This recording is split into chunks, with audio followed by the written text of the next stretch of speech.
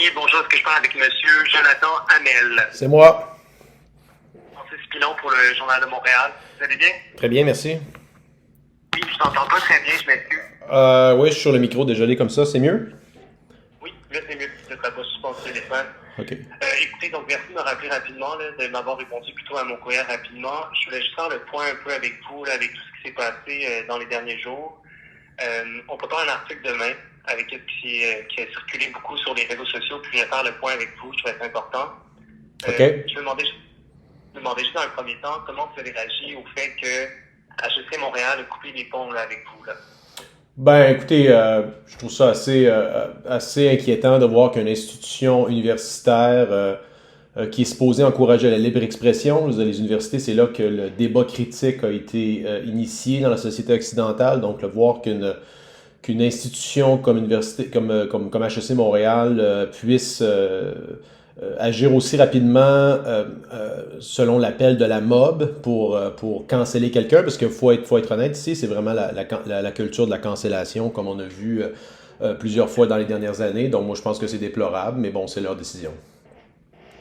Donc, vous pensez que vous êtes victime de la campagne de, en mauvais français, cancel culture? Yes, absolument. C'est une des raisons que HEC a évoquées, entre autres, dans la raison qui vous renvoyait, je peux les citer, là, et on dit que vous utilisez les réseaux sociaux pour attaquer personnellement plusieurs individus. Est-ce que ça aussi, ça vous a surpris? Oui, parce que je veux dire, ces gens-là choisissent de faire partie du débat public. Ce sont des débats qui sont peut-être vocaux, oui, mais c'est pas. Je pense pas que ça dépasse le cadre.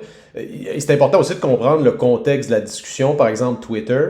Quand on cite un tweet, c'est pas comme répondre directement à la personne. Donc, en ce qui concerne les personnes que j'ai traitées en guillemets de connes, je pense que le mot était bien choisi par rapport à l'affirmation qu'elle faisait et aussi l'utilisation de comparaisons complètement idiotes.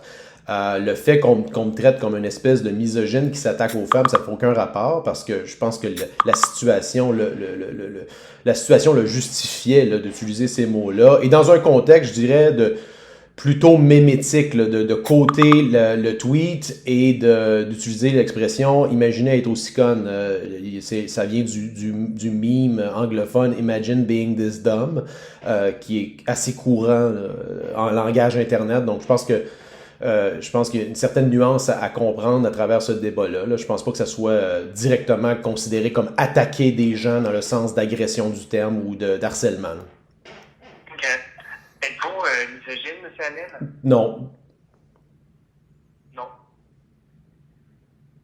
Je me demandais, est-ce que vous auriez traité ces femmes-là, si elles avaient été devant vous dans la vraie vie, est-ce que vous auriez été traité de conne, là, justement, pour vous citer?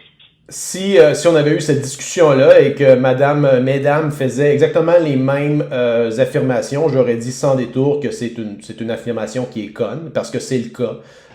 C'est une réflexion qui est idiote dans le cadre d'un débat très sérieux où des gens souffrent et de banaliser ça comme ils l'ont fait, je pense que c'est le mot qui devait être employé. Et à l'inverse, est-ce que vous traitez des hommes de cons sur Twitter comme ça? Oui, à l'occasion. Est-ce que ça vous inquiète aussi pour la suite de votre carrière? Là, on sait que vous êtes reconnu pour le Bitcoin, entre autres. Est-ce que ça vous inquiète de peut-être perdre de futurs contrats là, par la suite? Là? Non, moi je suis pas inquiète. Je veux dire, je travaille avec des gens qui reconnaissent ma valeur et aussi la valeur que j'apporte dans les différentes organisations auxquelles je collabore. Aussi, je pense ma certaine prévoyance par rapport aux tendances émergentes. Je pense qu'actuellement, on vit une hystérie collective qui est grave. Je pense que d'ici quelques mois, voire peut-être années, on va se rendre compte de, je pense, la profondeur dans laquelle de l'hystérie on est tombé, puis on va avoir un certain recul. Moi, je pense que je suis simplement peut-être lucide par rapport à ce qui se passe, puis je pense que l'indépendance intellectuelle et morale d'avoir cette réflexion-là. J'ai pas peur de le dire, donc je veux dire, les gens qui travaillent avec moi travaillent avec moi aussi pour ces qualités-là, donc non, j'ai aucunement peur pour mon avenir professionnel. Quand vous êtes hystérie collective, qu'est-ce que vous voulez dire? Je pense qu'actuellement, je veux dire, d'un point de vue, je veux dire, à différents niveaux, on utilise des moyens qui sont complètement disproportionnés. Je pense qu'à ce point-ci, la perpétuité, perpétuer l'état d'urgence n'est pas justifié. Je pense que c'est fait à des fins politiques. Je pense que des groupes médiatiques ont intérêt à ce que ça se poursuive et j'inclus votre employeur là-dedans. Vous pouvez me citer là-dessus directement, j'ai aucun problème avec ça. Et moi, j'ai pas peur de le dire. Je crois qu'il y a certains groupes dans la société actuellement qui ont intérêt dans cette crise-là. Et je pense qu'il y a, au contraire, beaucoup de gens qui sont défavorisés, particulièrement les plus pauvres, les gens actifs, les jeunes.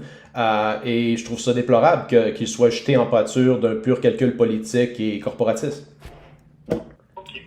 Bon, merci beaucoup, M. Hamel, d'avoir fait le point avec moi ce soir. Ça fait plaisir. Au revoir. Au revoir.